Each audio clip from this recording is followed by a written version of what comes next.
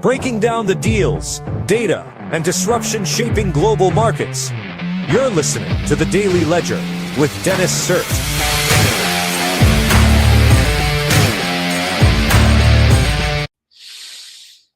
Ladies and gentlemen, it is Friday, July 26th, 2026.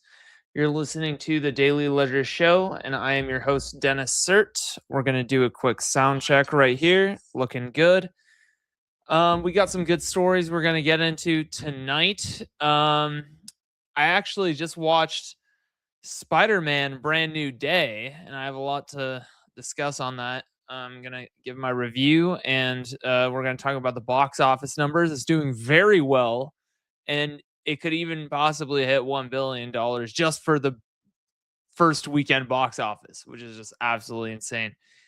Yeah, so we're going to talk about that. We're going to talk about heavy, let's see. In Silicon Valley, some say an AI bubble would be just fine. Okay, and we're going to talk about that from the New York Times. Floundering AI, quote, Nostradamus hedge fund is rescued by rival Citadel. OpenAI surpasses 1 billion users after cutting prices. So they had already crossed that, but we'll get into it. But they had already crossed that monthly active users, but this is apparently weekly active users. So it's like, okay. Siri AI could come with a paywall for power users. Spider-Man Brand New Day tops $200 million worldwide box office on Thursday. Is it a $1 billion opening weekend possible? That Park Place. Geeks and Gamers. Spider-Man Brand New Day's historic success is actually an embarrassment for Disney Marvel. Yeah, that's true. Remember, Sony owns it. Spider-Man. Spider-Man Brand New Day review from the IndieWire. The MCU wastes its chance for a fresh start with a dull and downbeat sequel. Yeah, I found it quite boring. Actually, it ran on quite a bit. It's like over 2 hours long. Anyways, we're gonna get into all that. Before we do, make sure to like, comment, subscribe, share all the reels, shorts, and TikToks. I get most of my views from there. Today we got a surprisingly large amount of viewers. I'm very excited about. Normally the long form normally the short form performs much better than the long form. Short forms like about 300 to 500 views per like reel short, and live stream's doing a little better tonight, which is kind of cool. So make sure to do all of that, and we'll hop right in. Okay, let me share my screen. Nice. In Silicon Valley, some say an AI bubble would be just fine. As fears spread over a possible AI bubble, some tech investors say, bring it on. Okay, so it's kind of good. There's a lot of chatter on whether or not there's going to be an AI bubble cracking or popping. Yeah. Bubbles are a part of technology and innovation, says an investor at some VC firm.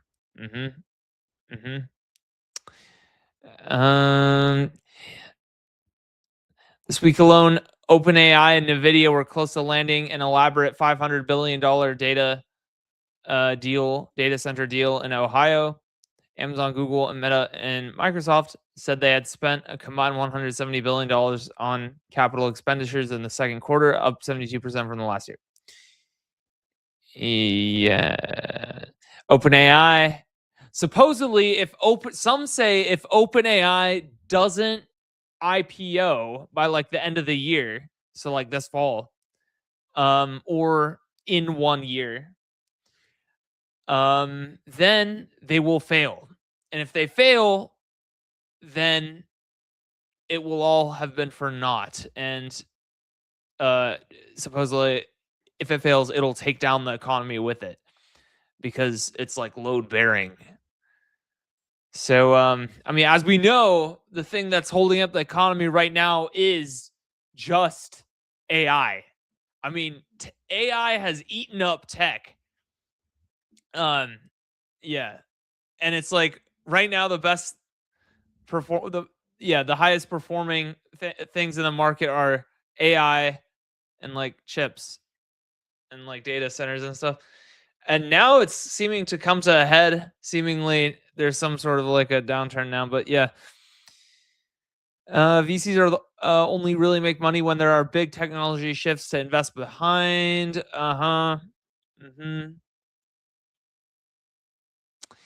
So anyway, so it goes into the dot-com bubble quote lesson. I think this is a little different than the dot-com bubble. Of course, it changed everything. Of course, after the dot-com bubble, right, there were a whole bunch of losers, but how we went online changed forever. Like how we kind of interacted with our world changed forever, right? Everything's online. So similar change with AI.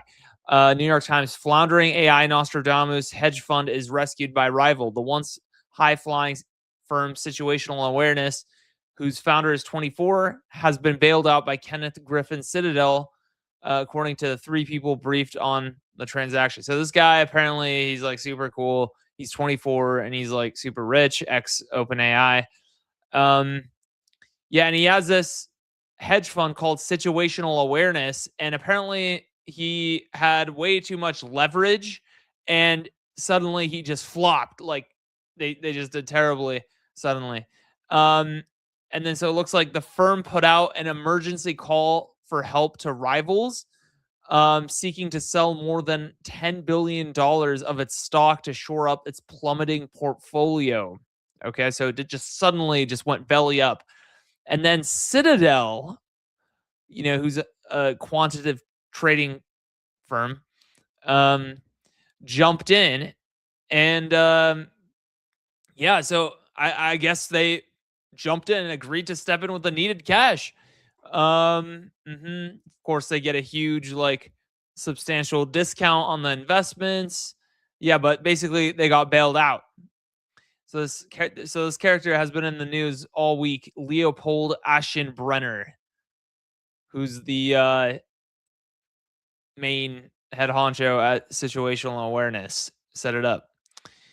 Yeah. So Kenneth Griffin. So this is the guy who saved his ass. Okay. Its holdings in companies such as SK Hynix, a South Korean semiconductor maker, rapidly lost value. So, yeah. So, I bet you this is kind of also involved with the narrative that we're seeing right now with like the AI bubble question mark, like for real. Because, situational awareness suddenly just got fucked this week, right? And what does situational awareness essentially like back? Semiconductors, AI, data centers, etc. So, yeah. Is it a bellwether? Is it a harbinger? Is it a canary in the coal mine? Wall Street Journal, OpenAI surpasses 1 billion users after cutting prices. So I saw Sam Altman's X post today where he said he was going to cut prices for Luna, 5.6 Luna, and Terra. Except no one uses these models really in the software world. It's mostly just GPT 5.6 Soul. I'm trying it out. I had churned from OpenAI and ChatGPT from coding. I completely churned. I don't use it at all up until I wasn't using it at all until like yesterday. Since like February, okay. I had been using Claude Code exclusively. I found Opus to be quite good, and I made that my main kind of work driver. But I'm being nudged from work to try out Soul. Apparently, it's good, so I'm giving it a go, and we'll see. It seems comparable. It's actually a little bit more expensive than Opus, rather, Anthropic Claude Opus. It's like $30 per $1 million output tokens, and then Opus is $25 per 1 million output token. So, anyways, marginally more expensive GPT 5.6 Soul. OpenAI's ChatGPT is no longer the clear front runner in the race, as Anthropic's private market valuation is now higher. Attracting users has become more difficult in the recent months as business customers have started to shy away from the high prices for AI usage. Yeah, so OpenAI has been positioning itself as like the most cost efficient frontier intelligence. Okay, so that's what OpenAI is doing. Anthropic is just like, all right, give us all your money, supposedly. So yeah, TechCrunch. Siri AI could come with a paywall for power users. In his final earnings call as CEO of Apple, Tim Cook said the company's long-awaited Siri AI upgrade could come with paywalled limits. Wow. Wow. We do believe there will be a lot of people who want to use Siri AI a lot. So we will have some kind of upgrade possibilities on iCloud Plus. Oh my God. Yeah. Just don't. Just stop. I mean, just honestly, just kill Siri. Like literally, just unplug it. Right? It's okay. Like, it's okay to fail as long as you're still competent, okay? If you project incompetence, that's when you need to be liquidated immediately. That Park Place, Spider-Man Brand New Day tops $200 million worldwide box office on Thursday. I went and saw it last night, Thursday night. Is a $1 billion opening weekend possible? There were so many people. It was actually packed. There were literally people dressed as Spider-Man. I mean, yeah, I don't know. I just went with a lady friend. It wasn't that deep. I don't know. Some people showed up and were cosplaying as Spider-Man. Like, well, okay, like, but yeah, I mean, you know what? Sony owns. It's no secret that I don't particularly like Disney Marvel. They've been putting lots of like woke crap. They've been doing what the critical drinker calls the message, for like a long time. Yeah, but this was like Sony who really did it, right? Because Sony and Marvel have like a partnership, but the majority of the box office revenues goes to Sony. So Sony's kind of like, in charge. Marvel has like some sort of veto power / final say on creative direction, but I think the main driver is Sony. And then apparently Tom Holland had a huge creative push in this movie too, and it shows. A lot of people on YouTube are saying that Tom Holland's facial expressions really mirrored what's his face, Sam Raimi's Spider-Man's impressions, like facial expressions rather. I'm trying to remember his name. Shit. Andrew Garfield and Tobey Maguire. Yeah. Tobey Maguire. So let me say this again. So a lot of people online on YouTube are saying that Tom Holland's Spider-Man was able to hit facial expressions that Tobey Maguire was hitting in the early 2000s. Yeah, so maybe they've been hanging out since No Way Home, or maybe he got tips from him while on set, while filming No Way Home. Either way, yeah, so he seems to be doing quite good as Spider-Man Tom Holland, that is. Yeah, check this out. Global box office on X says Spider-Man Brand New Day crosses the $200 million mark at the global box office on Thursday. It's now tracking to be $950 million to $1.05 billion debut worldwide. Yes, it may become the highest grossing movie of the year on its opening weekend. Yeah, nice. I gave it an initial rating of like 4 out of 10 when I walked out of the theater. And you know why I did that? It's because it was so long. It's like 2.5 hours almost. I was like shifting in my seat. Oh my God. It could have been an hour, 50 minutes easily, but they had to throw Florence Pugh in there. And you know what? Let me just say, her with her very fake Russian accent. It's off-putting. It sounds like a Russian accent from like improv comedy. You know, like it's not.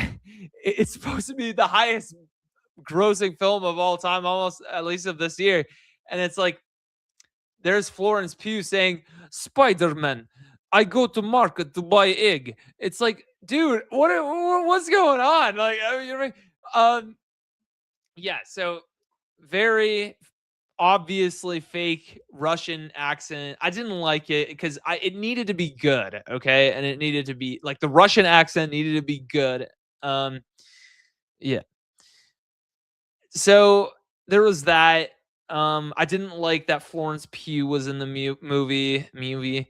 Um, and then yeah, and it was just strange. Like, of course, supposedly the word on the street is Kevin Feige of Marvel had a hand in this, and um, there's this one scene without going into spoilers very much. There's this one scene where Florence Pugh's new Black Widow has Tom Holland Spider-Man come in to her office, but it's really a spa, and then she's like, "All right, get undressed and get in." In that like obviously fake Russian accent. And then yeah, it's just kind of a humiliation ritual. And then Tom Holland, of course, is like acting like Huck. He's like, "Oh no, no," like a beta male, like, "Oh no, I can't do that. Oh no, oh my god." It's like, okay. Uh By the way, Tom Holland has been bulking, and he hasn't been. He's been doing a little bit too many bulks and not as many cuts, because Tom Holland spa scene, brand new day. Because you know what, he is kind of fat now, unfortunately.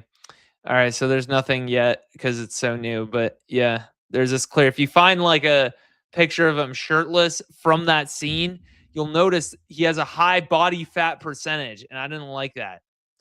Geeks and Gamers, Spider-Man, Brand New Day's historic success is actually an embarrassment for Disney Marvel. Shattered Thursday box office records and began tracking towards one of the biggest opening weekends in cinematic history. Marvel fans understandably celebrated, but it's actually not part of the MCU, which is good because the MCU fucking sucks. This isn't really their victory, as in Disney Marvel's victory. Yes, Marvel Studios helped shape the movie. Kevin Feige has served as one of the franchise's producers, but Sony Pictures still owns the Spider-Man's rights, finances these movies, distributes them worldwide, and retains final creative approval. Okay, yeah, there you go. Sony. Okay, and then it kind of goes into that. It's a partnership, not an acquisition, so it's referring to Disney Marvel producing the new Spider-Man movies with Tom Holland since 2016 with Captain America Civil War. Okay, and then yeah, so it's kind of talking about how, yeah, I mean, seriously, the Disney Marvel's incessant need to put Pedro Pascal into just everywhere they can, into the Mandalorian, into the Fantastic Four as none other than Mr. Fantastic, and then and then just the rest of the movie space has to put him into everywhere else too, like the material. It's a random chick flicks like The Materialist from 2025. That one wasn't too bad. Had Dakota Johnson in it and Chris Evans, but still. Anyways, so the top hits, ironically, have been all Sony. Yeah. Okay. This is gonna be the last one. IndieWire, Spider-Man Brand New Day review. The MCU wastes its chance for a fresh start with a dull and downbeat sequel. Okay, I found it to be dull and downbeat too. It was very boring for me. There's some bouts of action, but most of it is a drag, and I didn't like that very much. So yeah, so it kind of goes into it here.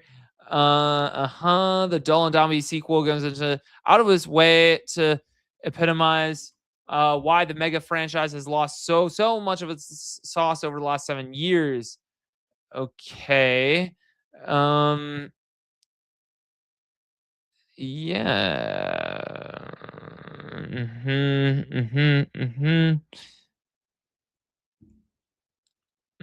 So it goes into it.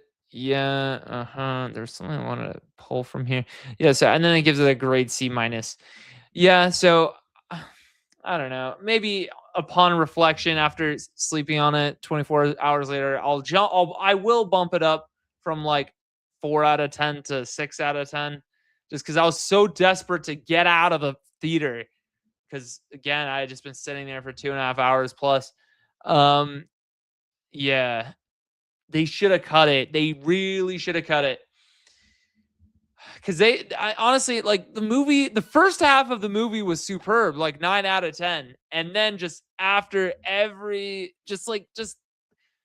there comes a point where the main plot threads have been woven and taken care of, and then there's still like another half hour left to the movie, and it's just like, oh. Anyways, all right, we're gonna end it there. Um, yeah, we'll see you guys in the next stream. Peace.